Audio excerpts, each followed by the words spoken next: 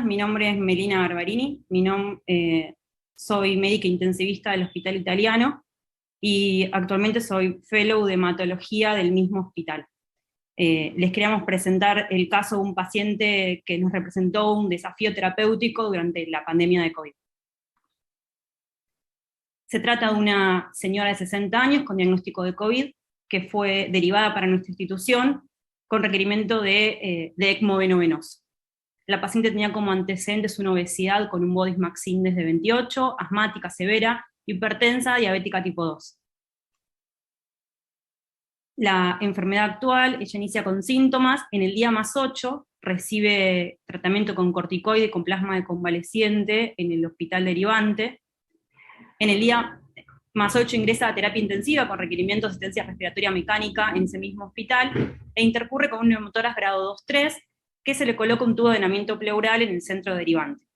Al evolucionar con una hipoxemia refractaria a las maniobras de Prono, se solicita derivación para tratamiento con ECMO. En el día 9 de inicio de síntomas se coloca un ECMO venovenoso con el equipo de ECMO móvil, y acá les muestro la línea de tiempo de nuestra paciente. En el día más 9 de inicio de síntomas se colocó ECMO, se había colocado un tubo de drenamiento pleural que tuvo como características que presentó un babeo en napa desde que llegó al centro a nuestro hospital, por el cual tuvimos que suspenderle la tromboprofilaxis con heparina. El laboratorio de ingreso a nuestro hospital fue con un hematocrito estable en 32, plaquetas de 270.000, con un TP de 60 y con un anti-10 de 1.43, que esto creemos que es el post-bolo de heparina producido en la canulación. Nosotros como comentario controlamos la anticoagulación en el ECMO con anti-10.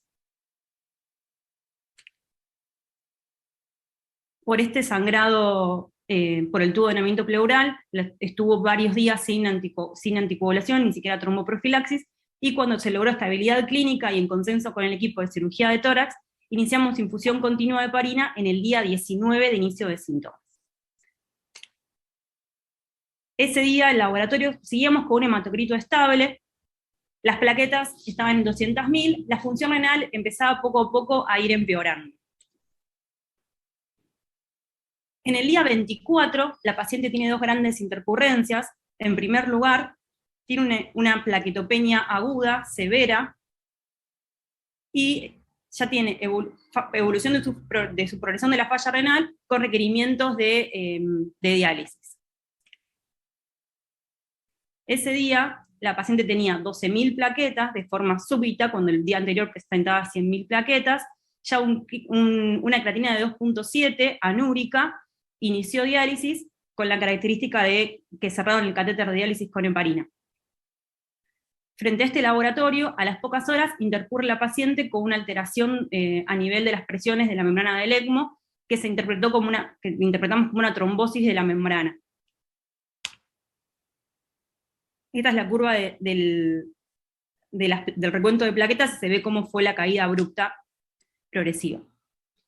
El diagnóstico de HIT, que es la trombocitopenia inducida por heparina, constituye un desafío durante el tratamiento con ECMO, porque los pacientes con ECMO tienen múltiples causas para tener plaquetopenia: sepsis, CID probablemente secundaria a la sepsis, algún sangrado que sepamos evidente o no evidente, consumo de plaquetas por el mismo soporte, coagulopatía, incluso el mismo ECMO.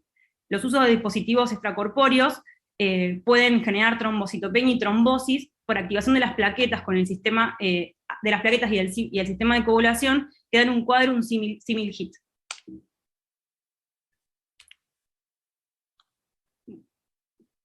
En este contexto, lo que le hicimos al paciente fue el score clínico de las 4T, que es el score clínico predictivo para HIT, en donde se evalúan la profundidad de la trombocitopenia, el timing de descenso plaquetario, la presencia de trombosis o no, y si tiene otra causa de trombosis. Tuvo una caída mayor al 50% de las plaquetas, la caída se presentó entre el día 5 y 7, tenía una nueva trombosis confirmada, la trombosis de la membrana, y sí, tenía múltiples causas o posibles otras causas de trombocitopenia, por eso le asignó un score de 7, que eso es un score, una probabilidad alta de tener HIT. Se le pide los anticuerpos anti-PF4 de heparina, que se hace en el hospital por el método inmunoturbidimétrico, que nos arrojó un resultado de positivo fuerte. Con esto hicimos el diagnóstico de HIT. ¿Cuál es la particularidad de este diagnóstico en este paciente? Que la trombosis no se presentó en ninguna vena de los miembros inferiores ni una vena del cuerpo, sino que el paciente debutó con trombosis de la membrana. Existen reportes de casos, otros casos similares de HIT, que debutan con trombosis de membrana. Y estos son algunos casos que encontramos en la bibliografía. Hicimos el diagnóstico de HIT, se nos presentaba el interrogante de cómo tratarlo. Se le pidió a la obra social de la paciente autorización para el tratamiento con argatroban. No disponemos actualmente en Argentina de argatroban, solicitamos la importación, y la importación nos contaron que iba a demorar más de 15 días. Teníamos una paciente con una hipoxemia severa, cuya vida dependía del soporte de ECMO, y con un cuadro protrombótico, y necesitamos anticoagularla. Se discutió el caso tanto en el Ateneo de Terapia Intensiva como en el Ateneo de Hematología, y se decidió iniciar anticoagulación con rivaroxaban.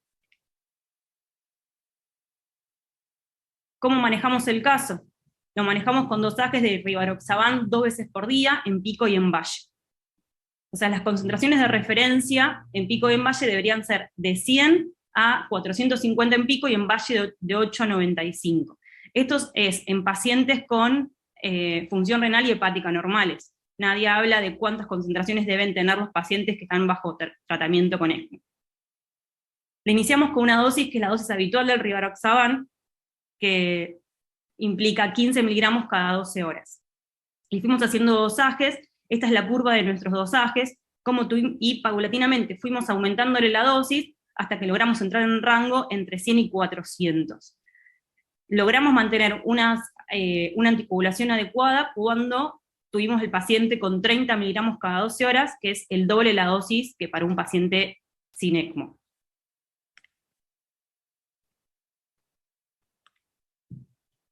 Bueno, les queríamos presentar un poco de la revisión de la bibliografía que hicimos. Bueno, el HIT es la trombocitopenia inducida por heparina y es considerado un estado protrombótico. Está mediado por activación de plaquetas, leucocitos y endotelio, y se produce fundamentalmente por la activación de la interacción de anticuerpos contra el complejo macromolecular que forma el receptor plaquetario PDF4 con la heparina. La incidencia del HIT en ECMO, la verdad que no está bien definida, hay reportes y series de casos pequeñas que se contradicen, no todos los estudios fueron confirmados con las mismas pruebas funcionales, y algunos hablan solamente de sospechas. Así que tenemos reportes de incidencia que van desde el 0,15 hasta incluso más del 10%. Por lo tanto, a nivel de incidencia de HIT tenemos acumulación de datos, sobre todo reporte de casos. Además, porque en primer lugar no se lo toma como un diagnóstico diferencial, y cuando sí se lo piensa no se tiene los métodos de cómo confirmarlo por laboratorio.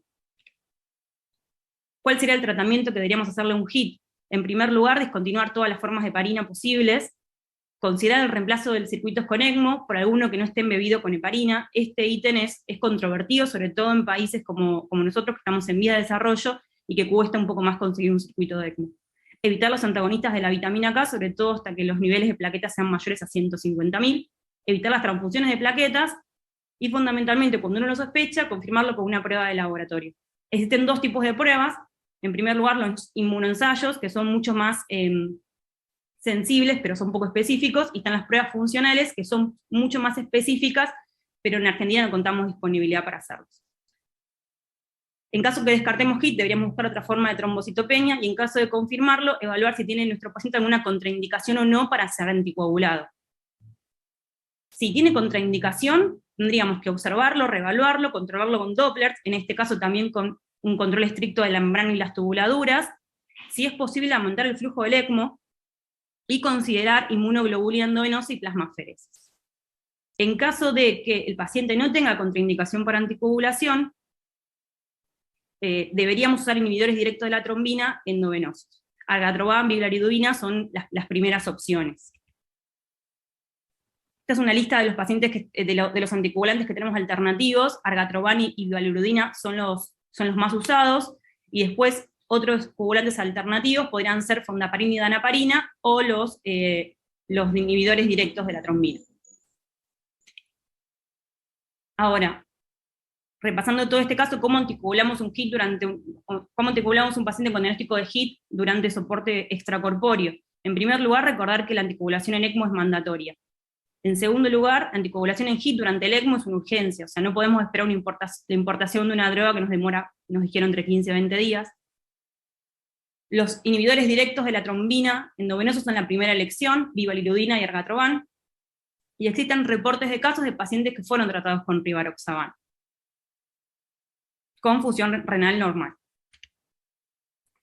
¿Cómo se resolvió nuestro caso? Iniciamos la anticoagulación con rivaroxaban, el paciente estuvo con plaquetopenia inferior a 150.000, que es como el tiempo de riesgo, durante 9 días, y como complicaciones durante el tratamiento con rivaroxaban tuvimos como una complicación hemorragia digestiva, se le hizo tratamiento endoscópico con veda y se resolvió, reiniciamos paulatinamente tromboprofilaxis, escalamos a dosis de anticoagulación, y la paciente, luego de 86 días de terapia intensiva, múltiples interferencias infecciosas, fue derivada a centro del tercer nivel para su rehabilitación.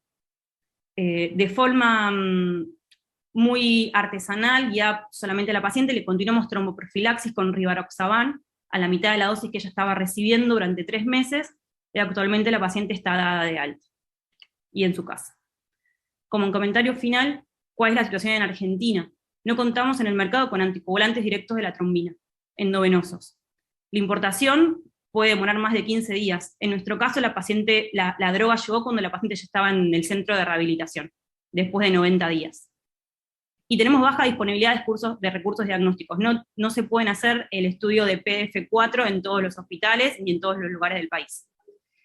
Con respecto a la paciente, el FIT es una urgencia, y los pacientes con ECMO generalmente se acompañan de otras fallas orgánicas, por lo tanto, como nuestro paciente, la falla renal, así que deberíamos hacer un tratamiento artesanal dirigido al paciente, y sobre todo adaptándonos con los recursos que tenemos disponibles.